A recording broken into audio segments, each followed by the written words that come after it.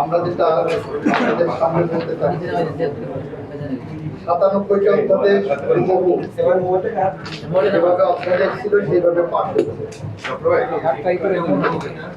13টি অধ্যাদেশকে আমরা সংশোধিত আকারে পাঠ করেছি, ছোটখাটো সংশোধন এখানে আছে। 7টি অধ্যাদেশকে আমরা রহিতকরণে হেফাজত করে পাঠ করেছি, আর 16টি অধ্যাদেশকে আমরা উপস্থাপন করি নাই। এটা হলো 133টা অধ্যাদেশের স্ট্যাটাস। তার মধ্যে 97,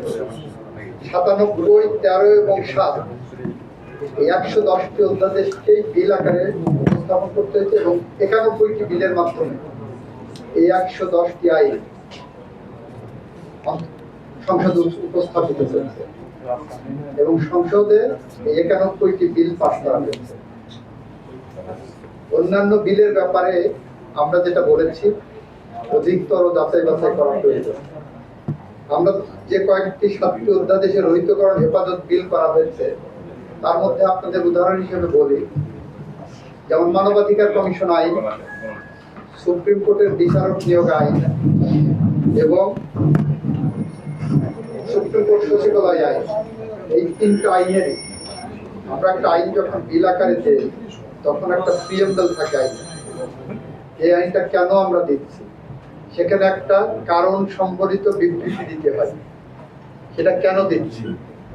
এই বিলগুলোর মধ্যে ক্লিয়ারলি আমরা বলেছি, যেমন জাতীয় মানবাধিকার কমিশন অধ্যাদেশে বিলে বলেছি, যেহেতু জাতীয় মানবাধিকার কমিশন অধ্যাদেশ 2025-এর বিষয়ে সংশ্লিষ্ট স্টেক হোল্ডারদের সহিত অধিকতর পরামর্শ যাচাই বাছাই করা প্রয়োজন। আমরা সুপ্রিম কোর্টের বিচারক নিয়োগ অধ্যাদেশেও বলেছি, যেহেতু সুপ্রিম কোর্টের বিচারক নিয়োগ অধ্যাদেশ 2025-এর বিধানাবলী অধিকতর যাচাই বাছাই করা প্রয়োজন।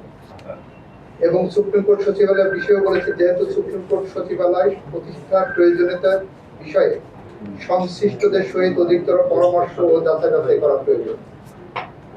আমাদের এখানে কোনো অ্যাম্বিগুইটি রাখি নাই, কোনো অস্বচ্ছতা নাই। আমাদের সংসদের কাছে আইনের মাধ্যমে যখন বিলটা উপস্থাপন করছি, এটা আইনে পরিণত হয়ে যাবে। রহিতকরণ বিল হলেও এটা কিন্তু আইনে পরিণত হয়ে যাবে। ওই আইনের অংশই হলো যেটা অধিকতর যাচাই বাছাই করার জন্য আমরা কমিটমেন্ট দিয়েছি পার্লামেন্টের মাধ্যমে গোটা জাতিকে। যারা বলছেন আমরা এটা করি না, এটা বাদ দিয়েছি, এটা তারা বিভ্রান্তি ছড়াচ্ছেন। কারণ আইনের মধ্যে সুনির্দিষ্ট হবে, এই কারণে আমি পার্লামেন্ট উত্তর দিতে যে বলেছিলাম, মাননীয় বিরোধী দলের সংসদ সদস্য সব পড়েছেন, শুধু অতটুকু পড়েননি যতটুকুতে সরকারের স্বচ্ছতা এবং জবাবদিহিতা দেওয়া আছে। আইনের প্রিএম্বলে জেনারেলি বলা থাকে না যে উপস্থাপনা এবং প্রস্তাবনা এবং সংবলিত জায়গায় আমরা দিয়েছি। এটা হলো আমাদের স্বচ্ছতার জায়গা।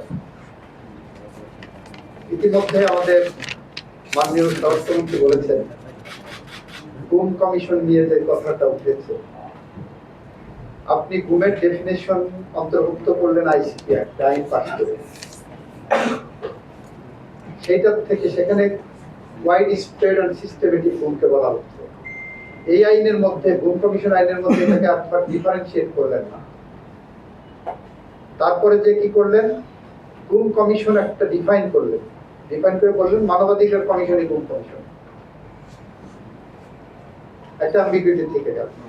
ধরেন একজন গুমের শিকার হলো, তার পরিবার গেলেন আইসিপি বললো যে আমি এটা নিতে পারবো। আসামি পক্ষ যে বললো যে আমার তো প্রোটেকশন দেওয়া আছে অন্য আইনে, গুম কমিশন আইনে, আমি আইসিপিতে আসবো না, আমাকে অন্য আইনে। এইটা নিয়ে হাইকোর্টে বিচার বিশ্লেষণ করতে যে কয়েক বছর যাবে, সেই কয়েক বছরে গুমের পরিবার আরো হয়রানির শিকার হবে। এই কারণে আমরা মনে করেছি যৌক্তিকভাবে এটা আরো বেশি যাচাই বাছাই প্রয়োজন। মানবাধিকার কমিশন আইনকে আমরা ব্যাখ্যা করেছি। দেখেন, মানবাধিকার কমিশন আইনে বলা হচ্ছে যে মানবাধিকার কমিশন যে কোনো মানবাধিকার লঙ্ঘনের ঘটনা কারো অভিযোগের ভিত্তিতে অথবা সুমোটো টেক আপ করতে পারবেন, ভালো কথা। তারপর কতদিনের মধ্যে তদন্তের বাইরে নিতে দেবেন সেটা নাই, বলছেন যে অনুসন্ধানের দায়িত্ব পাওয়ার পর 30 দিনের মধ্যে প্রতিবেদন দেবেন। 30 দিনের মধ্যে প্রতিবেদন পাওয়ার পর সেটা তদন্তের যোগ্য কিনা সেটা আবার সিদ্ধান্ত কতদিনের মধ্যে নেবে সেটাও নাই। সিদ্ধান্ত দেওয়ার পরে 60 দিন পর্যন্ত তদন্ত প্রতিবেদন দেবে।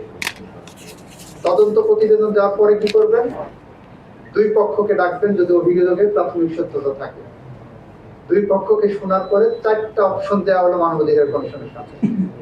এক, জরিমানা করবেন। জরিমানের পরিমাণ কি হবে সেটা আইনে বলা থাকে। এই আইনে জরিমানার কোনো সুনির্দিষ্ট বিধান দেওয়া নাই। 2, ক্ষতিপূরণ দিতে পারবেন। ক্ষতিপূরণের পরিমাণ কি হবে সেটা আইনে একটা গাইডলাইন দেওয়া থাকে। এই আইনে সে ধরনের কোনো গাইডলাইন নাই মানবাধিকার। 3, উনি অন্য কোনো ফোরামে অভিযোগ করতে পারবেন যিনি অভিযোগ মানবাধিকার লঙ্ঘনের শিকার হয়েছে।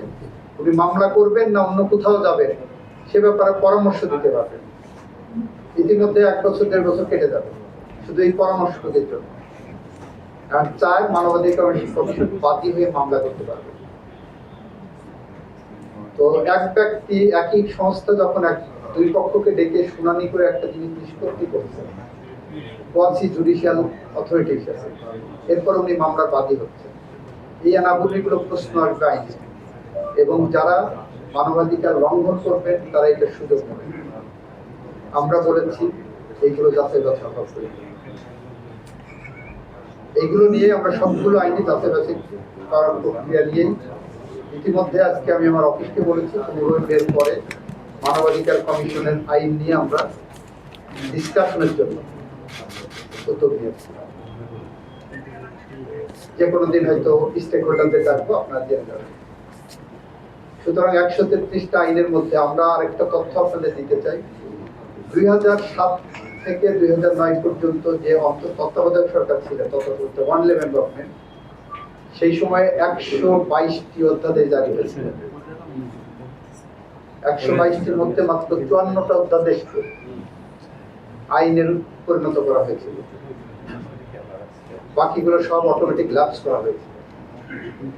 আমরা সেই তুলনায় 117টাকে মোটামুটি আইনে পরিণত করেছি।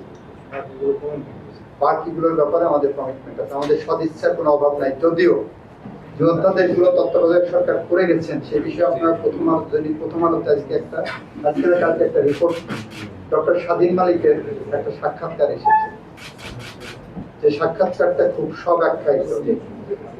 অন্তর্বর্তীকালীন সরকার অধ্যাদেশ কখন জারি করার প্রয়োজন হয়, খুব এমার্জেন্সি কোনো কিছু। তাছাড়া অন্তর্বর্তীকালীন সরকারের পক্ষ থেকে 133টা গণহারে যে অধ্যাদেশ করে গেছে এর মৌলিক প্রয়োজনীয়তা নিয়ে প্রশ্ন তুলেছেন ডক্টর স্বাধীন মালিক।